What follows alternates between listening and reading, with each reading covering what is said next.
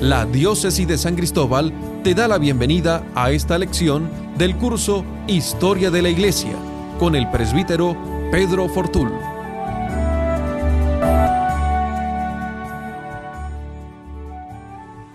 Bienvenidos nuevamente a este curso de Historia de la Iglesia Antigua, promocionado por la Diócesis de San Cristóbal, iniciativa de Monseñor Mario Moronta, que junto a la oficina de prensa de la Diócesis se está llevando adelante durante este tiempo.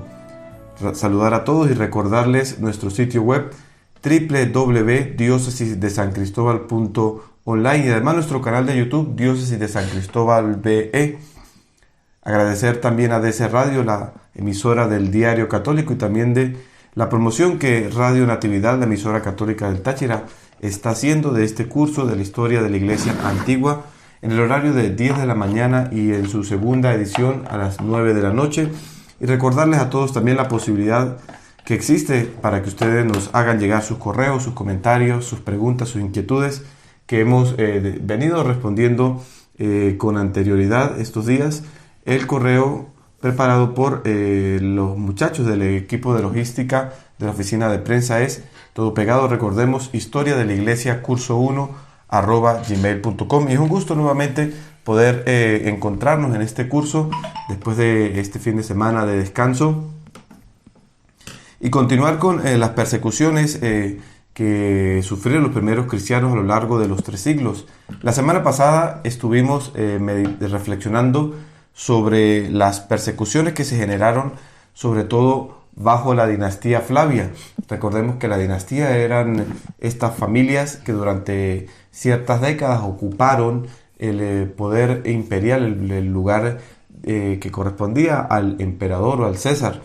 Estuvo la dinastía Claudia, después la dinastía Flavia, y ahora vamos a introducirnos en el segundo siglo, es decir, a partir del año 100, con los emperadores que pertenecieron a la dinastía antoniana. Y tenemos que decir que al final del siglo I los emperadores de la casa antoniana inauguraron una era de cierta paz respecto a la relación con los cristianos.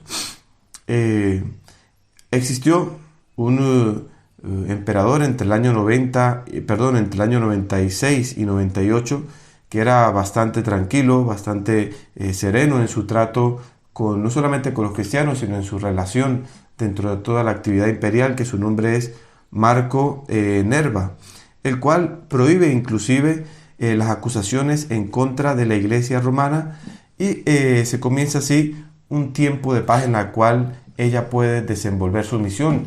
Son los años en los que también se encontrará como obispo de Roma allí el tercer sucesor de Pedro, Lino Cleto Clemente Romano, que también comenzará a preocuparse, como conoceremos más adelante con su carta a los Corintios, por el bienestar y la comunión dentro de toda la Iglesia universal.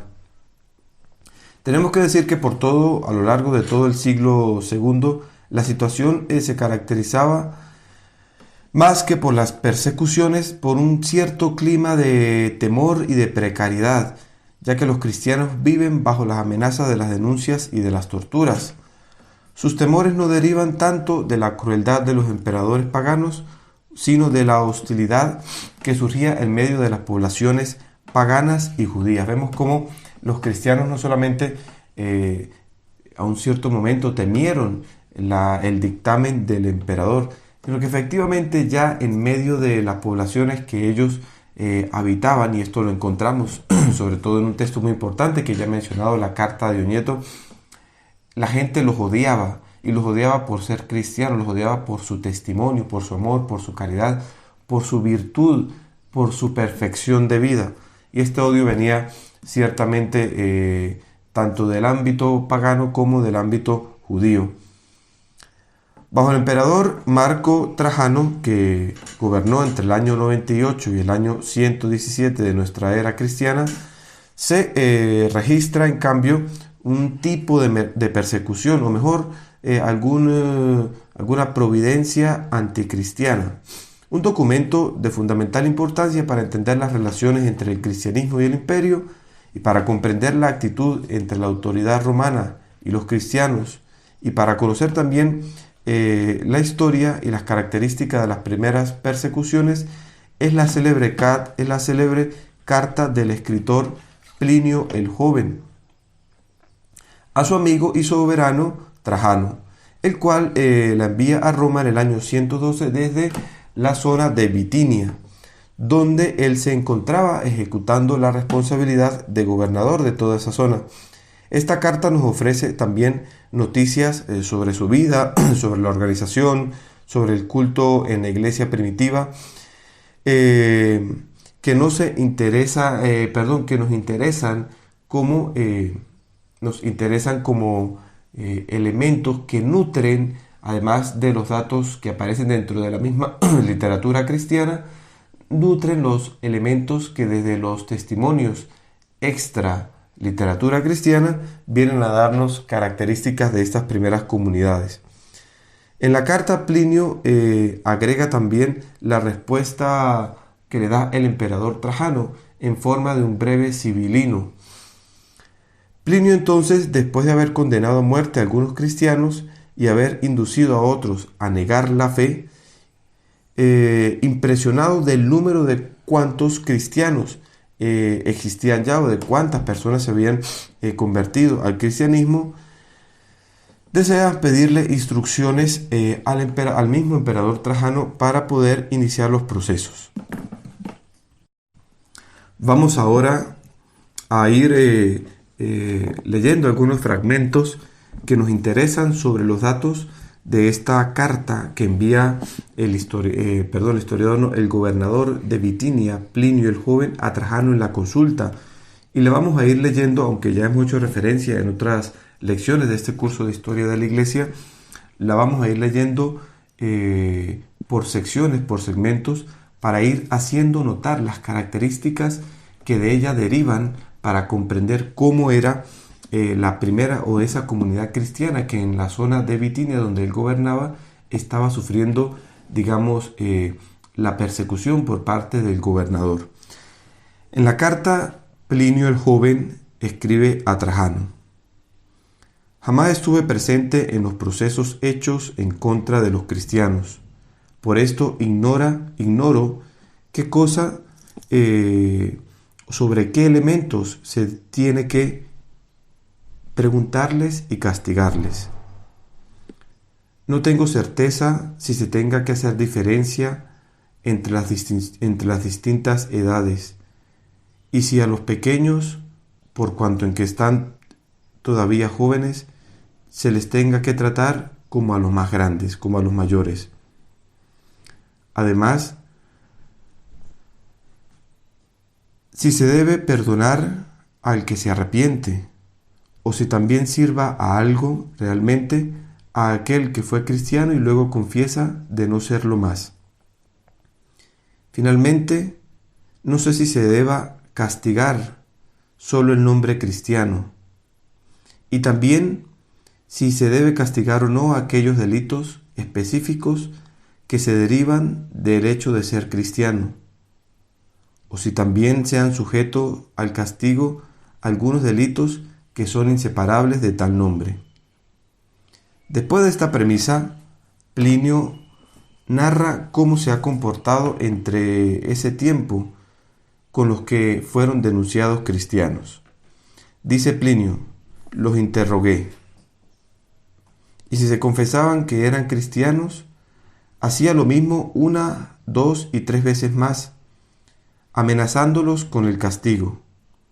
Si persistían, los condenaba, porque no dudaba de que, prescindiendo de cualquier otra valoración, era de castigo al menos, o digno de castigo, su invencible obstinación en el querer permanecer cristianos. Vemos cómo en la primera parte, dirigiéndose a Plinio, sabemos que hay cristianos de todas las edades, desde los niños hasta personas de distintas edades, y que aunque se les amenazaba y se les interrogaba 2 o 3 veces, amenazándoles con el castigo, permanecían en su perseverante confesión de fe. Luego Plinio pasa a exponer los distintos casos que se derivan de la difusión de esta culpa. Él aquí llama culpa al nombre cristiano.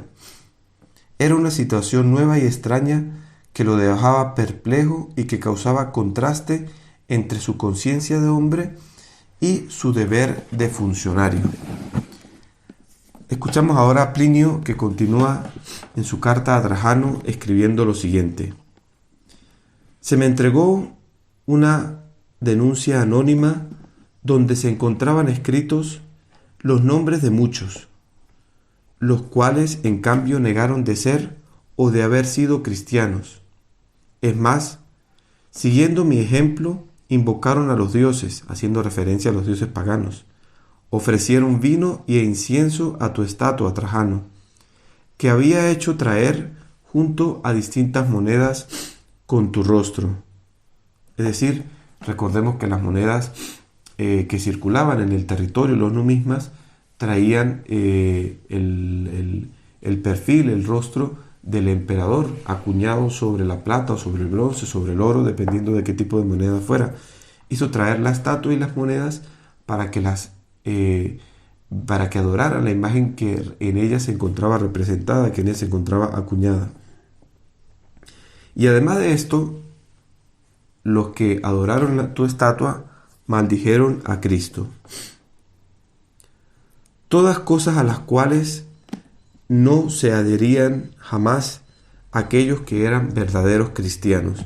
Vemos cómo dentro de la iglesia las persecuciones surgieron y existieron quienes perseveraron y jamás negaron a Cristo, jamás maldijeron a Cristo, jamás ofrecieron sacrificios, ni incienso, ni vino a las estatuas de los emperadores. Entonces vemos cómo las prácticas por parte de quienes hacían las investigaciones en los tribunales eran procedimientos bastante así experimentales, por los cuales algunos perseveraron y otros efectivamente cometieron apostasía en contra de la fe. Otros fueron denunciados por un delator. Dijeron que fueron cristianos y después lo negaron. Algunos reconocieron que fueron cristianos y que ya no lo son. Unos desde hace 3 años y otros desde hace muchos años atrás. También todos estos que negaron la fe adoraron tu imagen y las estatuas de nuestros dioses. Consideré necesario también que por medio de la tortura pudiéramos investigar y buscar qué cosa fuera de su testimonio verdadero y qué cosa era falso. Pero no encontré otra cosa sino una pequeña y desenfrenada superstición. Recordemos que era la acusación que por parte, digamos, del ámbito jurídico del Estado se calificaba el cristianismo como una depravada y desenfrenada superstición. Por lo tanto, dice Plinio, dirigiéndose a Trajano, suspendí el proceso y necesito y acudo a ti para consejo, ya que la cosa me parece digna de ser consultada, especialmente por el gran número de acusados. Existen de todo tipo, de toda edad, de ambos sexos, que serían llamados entonces a juicio, no solamente en las ciudades, sino también en los campos y en las pequeñas villas. Se ha difundido el contagio de esta superstición que no me parece se pueda arrestar o corregir fácilmente. Nos detenemos brevemente en esta lección número 16, en esta primera sección, habiendo escuchado esta descripción que hace con tanto detalle Plinio a Trajano para presentar la forma en cómo se estaban realizando los procesos en contra de los cristianos y que a la vez nos reflejan esta dramática situación que vive la comunidad, al menos en la zona de Bitinia, sobre los interrogatorios, sobre la apostasía y la descripción que hace de el cristianismo, cómo se encontraba presente en el corazón de niños, de jóvenes, de adultos, de ancianos, de toda edad, en la ciudad, en los campos, en las pequeñas villas. En breve momento regresamos para continuar con esta lección 16. Dios les pague.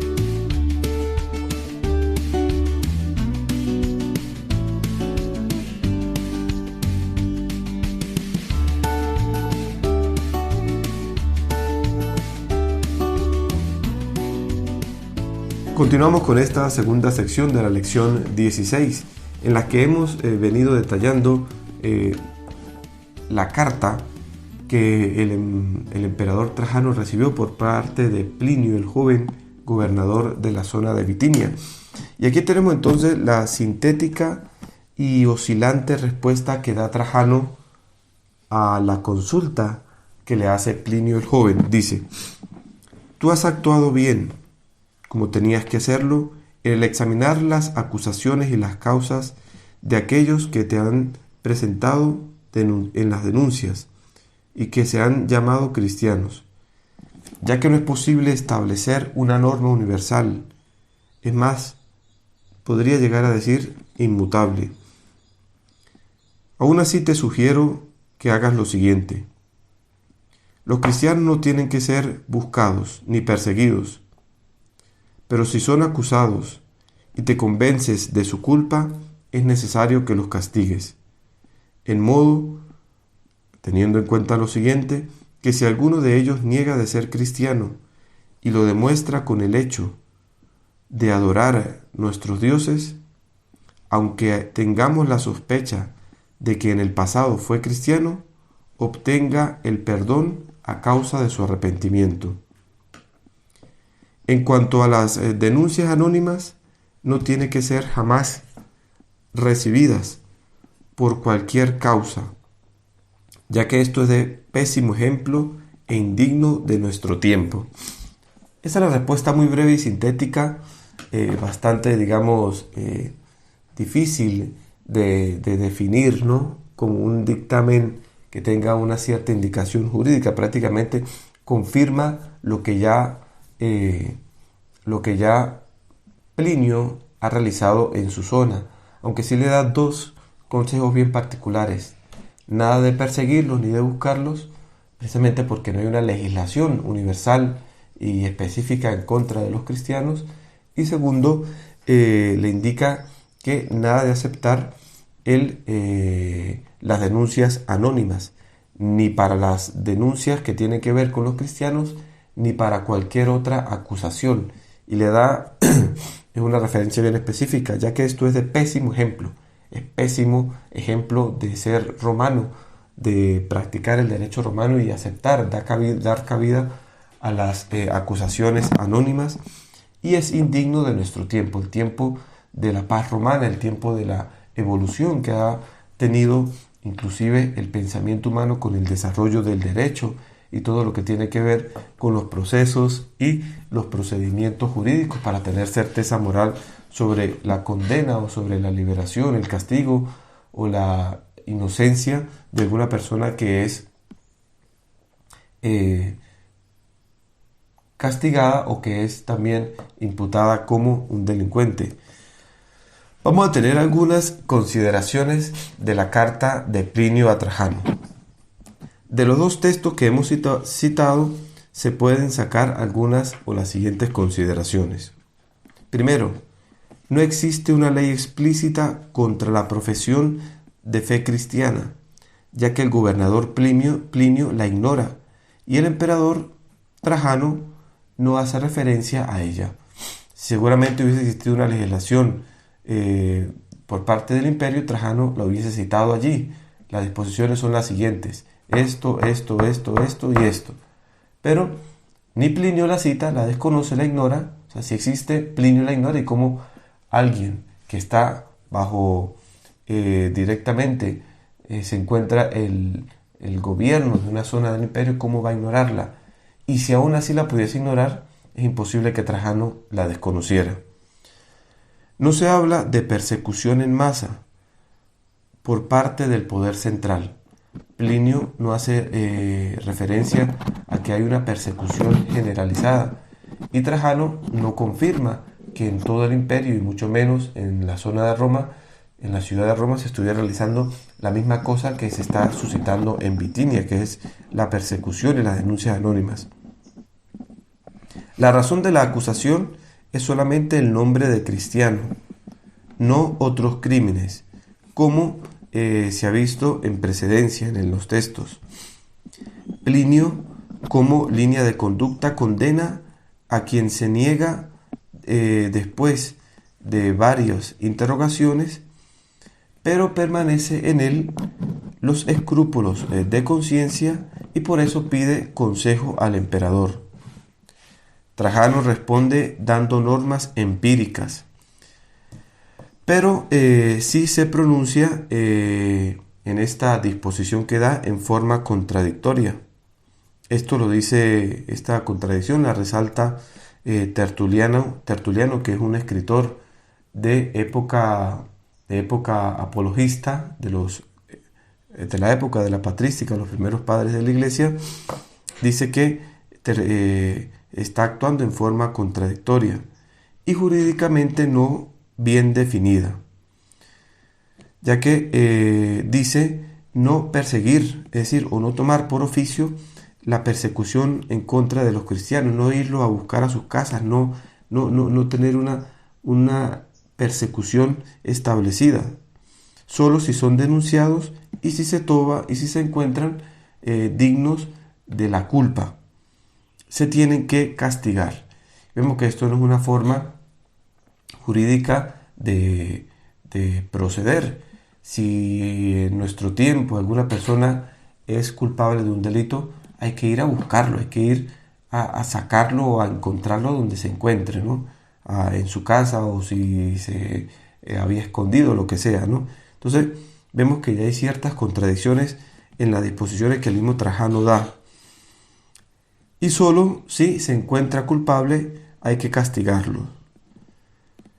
También dice Trajano que aquel que reniegue la fe y lo demuestra con los hechos, aunque en el pasado se tuvo la sospecha de que hubiese sido cristiano, tiene que ser finalmente liberado.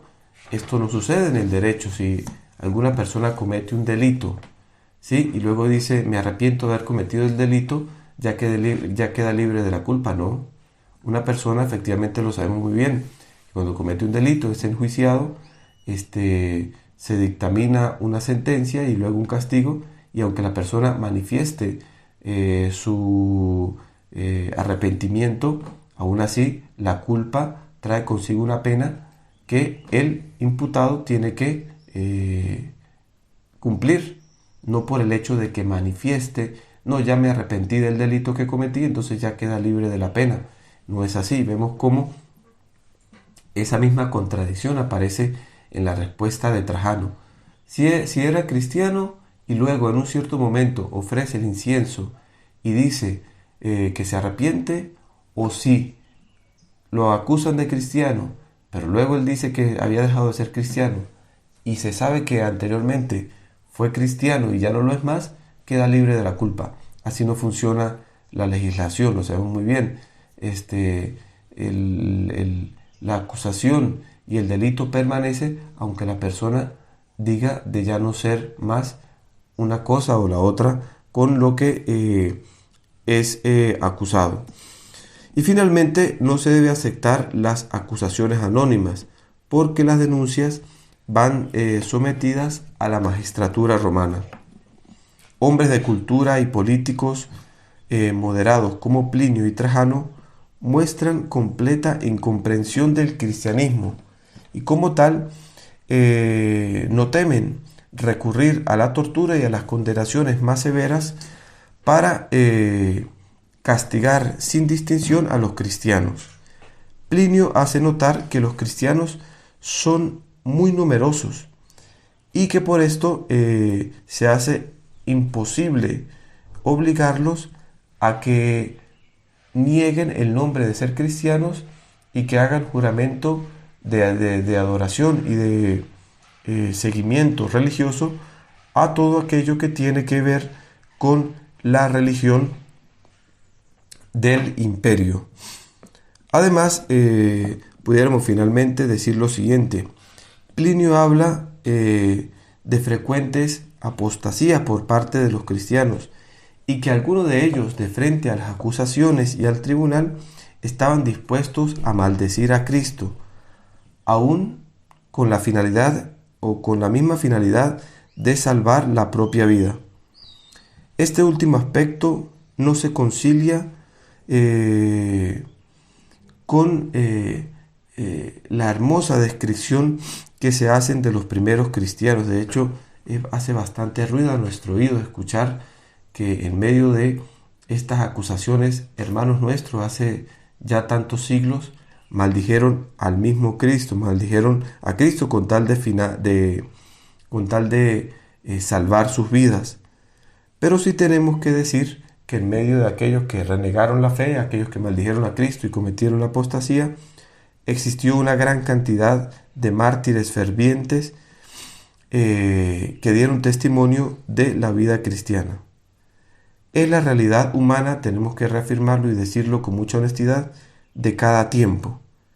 Tenemos que pensar nosotros qué pasaría si se desatara en breve tiempo, dentro de algunos años, una gran persecución en nuestro país o en el sitio donde nosotros nos encontremos en contra de los cristianos. ¿Cuál sería la decisión o la actitud de la iglesia hoy? Y no de la iglesia no solamente jerárquica, sino de la iglesia presente en cada uno de los fieles, ¿sí? Las torturas, la persecución, la negación de la fe.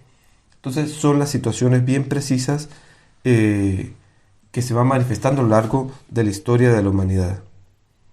El problema de las persecuciones no se termina acá. Es la lucha que surge entre los perseguidores y los culpables, las víctimas y los inocentes. Por eso hay que considerar, para hacer un juicio honesto en cada época, cada una de las mentalidades que circulan en cada uno de los tiempos en los que viven los hombres.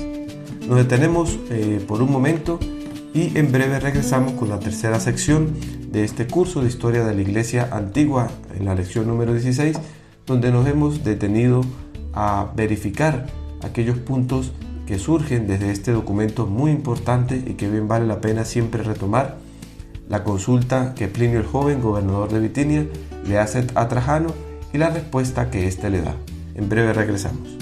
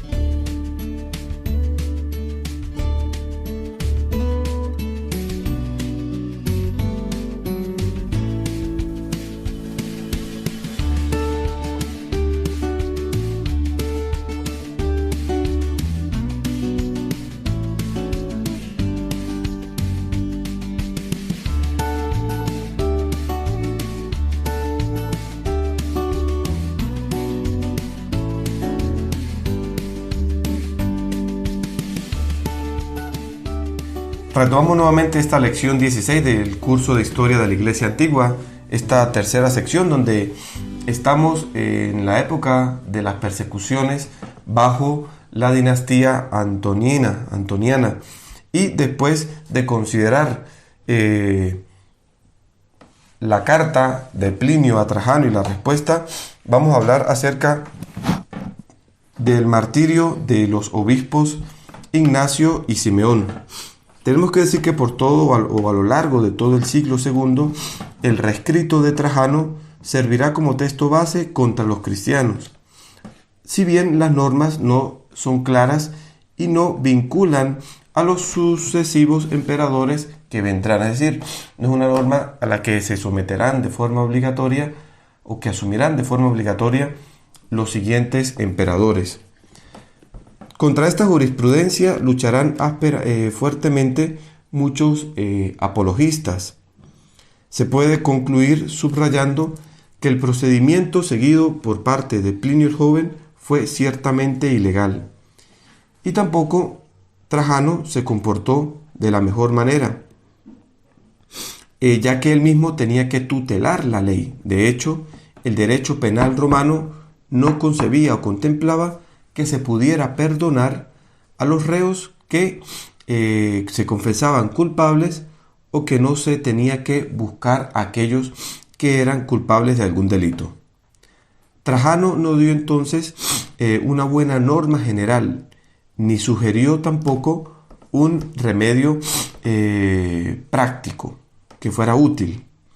Tampoco hizo un gesto de benevolencia y de tolerancia hacia los cristianos, aunque tenemos que decir que después de Trajano sí se verificará este gesto de tolerancia y de buena disposición hacia aquellos que seguían a Cristo, a la Iglesia.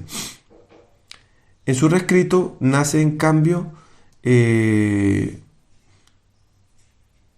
la desestima hacia los secuaces de la nueva fe y a la persuasión de ser cristiano se le comienza a dar un valor más alto. Es decir, si ya habían ciertos problemas entre el pueblo por el hecho de ser cristiano, su reescrito lo que hace es reforzar este sentimiento de que ser cristiano implicaba ser un delincuente o cometer un delito dentro del imperio. Tenemos que decir que en Bitinia, en la zona donde se encontraba Plinio, se extiende también en la zona de Palestina el martirio, además de la zona de Bitinia. Y recordamos allí entonces la crucifixión de Simeón, el cual era obispo de Jerusalén, el segundo obispo de Jerusalén. Y en Roma fue tirado a las bestias más salvajes Ignacio, obispo de Antioquía.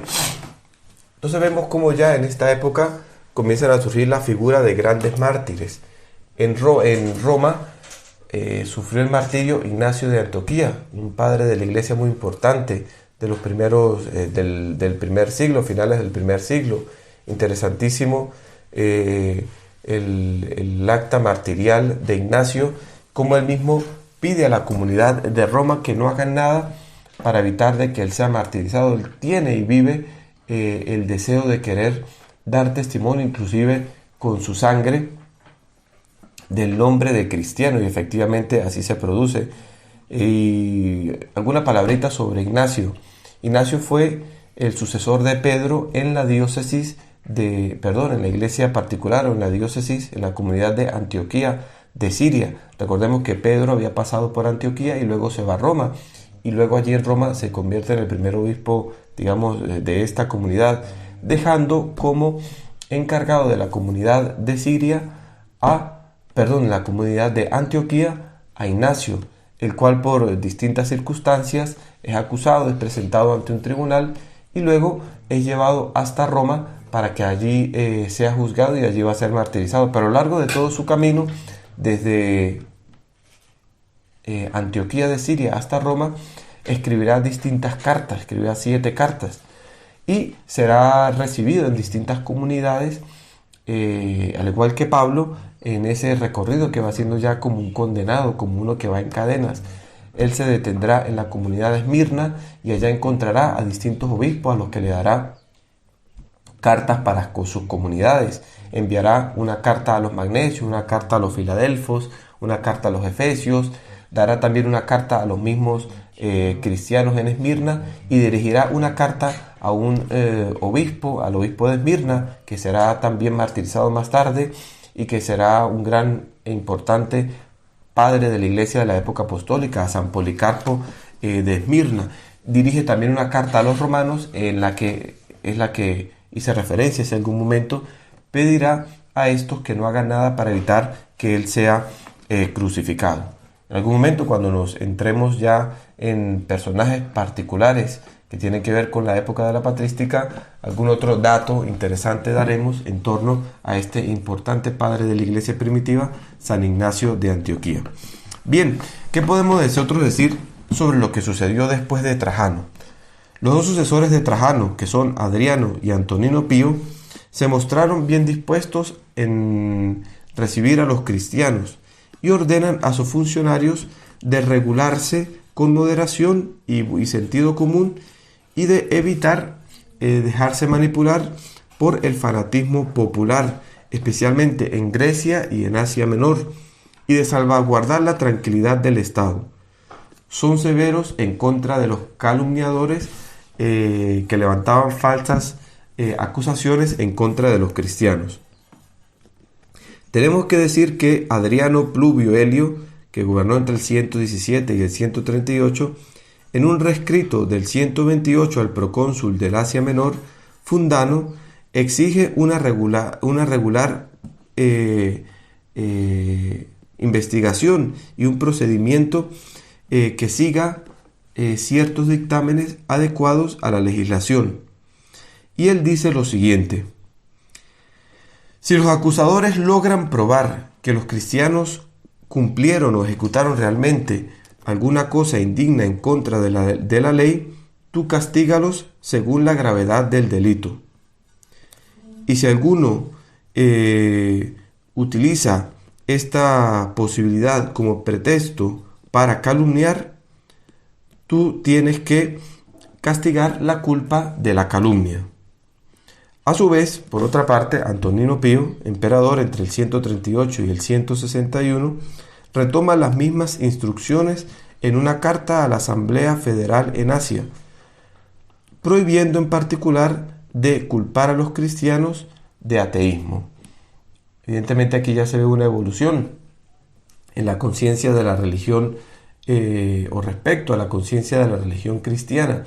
Anteriormente eran acusados los cristianos de ateísmo por no seguir el culto propio del Estado, del imperio. Pero tenemos que recordar que otros pueblos, como el pueblo judío, no tenían la obligación de ofrecer ese culto al emperador ni a sus dioses, sino que tenían su religión y ya bastaba. Ya esta disposición o esta cierta gracia, cierto derecho, se les comienza a otorgar a los cristianos. Es decir, ellos tienen su religión, nos interesa que sean buenos ciudadanos romanos, pero no vamos a obligarlos a cumplir los procedimientos propios de la religión pagana. Escribe entonces Antonino Pío lo siguiente: si alguno se obstinará y dará molestia a cualquiera de los cristianos solo por ello o solo por aquello que estos son, el acusado sea liberado de toda imputación, si resultara ser tal. En cambio, el acusador sea sujeto de castigo. Vemos cómo la disposición de Antonino Pío es mucho más benevolente hacia los cristianos que hacia los acusadores. Bien, y según algunos, este documento no es auténtico, porque es demasiado favorable a los cristianos, a tal punto que prácticamente, si lo interpretamos, ningún cristiano tendría que ser perseguido. Es que sí, efectivamente, vemos cómo el documento castiga a aquel que levanta alguna acusación, sea verdadera o falsa, en contra de los cristianos, casi que es una norma de protección, ¿no? Entonces, aquí los historiadores pues dan distintas interpretaciones y algunos no temen decir que es un falso, porque es que la disposición no solamente protege a los cristianos, aunque sean culpables de algún delito que castigar a la ley en forma normal como ciudadano, sino que además dice que los acusadores que se levantan en contra de los cristianos tienen que ser castigados. Así prácticamente prohíbe acusar a los cristianos de cualquier delito, no solamente de nombre, sino de cualquier delito. Esto es lo que lleva a pensar de que esta disposición que nos muestra este rescrito de Antonino Pío tenga pues una raíz bastante falsa, ¿no? Vemos cómo ya al irse articulando toda la cuestión de la legislación, las disposiciones, las opiniones que se dan, las acusaciones, pues vemos que se va complicando, ¿no? Y tenemos que ir haciendo la distinción entre aquello que puede ser real y aquello que puede ser sujeto de una falsificación posterior.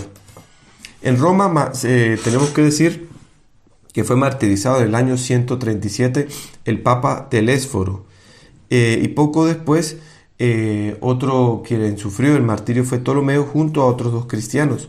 Esto nos narra un padre de la iglesia, San Irineo de León, en su importantísima obra el Adversus Hereses, o contra los cristianos. Mientras que los senadores y las matronas y los empleados civiles pueden profesar su fe cristiana libremente. Vemos como ya las disposiciones han cambiado respecto a quienes dentro de las altas esferas de los poderes del imperio y de las estructuras de gobierno imperial ya existía la libertad de poder practicar su cristianismo de forma libre, al menos en Roma. Tenemos que decir que en Esmirna, otra ciudad de Asia Menor, en el año 155 el furor popular hizo que martirizaran al obispo Policarpo, que tenía 86 años de edad. Este obispo, que había encontrado a Ignacio años antes, cuando era trasladado desde Antioquía hasta Roma, sufrió martirio en el año 155, un anciano de venerable edad, 86 años, el cual había sido discípulo del apóstol San Juan. Bien, pudiéramos dar algunos otros testimonios acerca de los mártires que ya se van suscitando en torno a esta época, pero será tema de la próxima lección. Dios les pague a todos. Muchas gracias por haber seguido a través de www.diocesisdesancristóbal.online y de nuestro canal de YouTube Diócesis de San Cristóbal BE este curso de Historia de la Iglesia, la lección 16, también a través de Radio Natividad, la emisora católica del Táchira, con el horario de 10 de la mañana y 9 de la noche, su segunda emisión, y a través de DC Radio, la emisora del Diario Católico. Recordarles a todos nuestro correo electrónico, historia de la iglesia curso1@gmail.com, y agradecer a todas las personas que están siguiendo este curso, aquellas que por un motivo u otro, por motivo de la luz, las dificultades con internet o sus ocupaciones y el tiempo, no han podido presentar los exámenes que se han subido a la plataforma didáctica, pues no tener ningún temor. Pueden en cualquier momento acceder a ellos y responder a las preguntas, las cuestiones que allí se plantean, y además también ir descargando los audios de estas lecciones sin ningún problema, que queden por fuera de la organización que se tiene para este curso. A todos muchas gracias, Dios les pague, y nos escuchamos nuevamente mañana con la lección 17 del curso de Historia de la Iglesia. Hasta pronto. Hasta aquí esta lección de Historia de la Iglesia. Recuerda visitar nuestra web www.diocesisdesancristóbal.online para acceder a todos los recursos.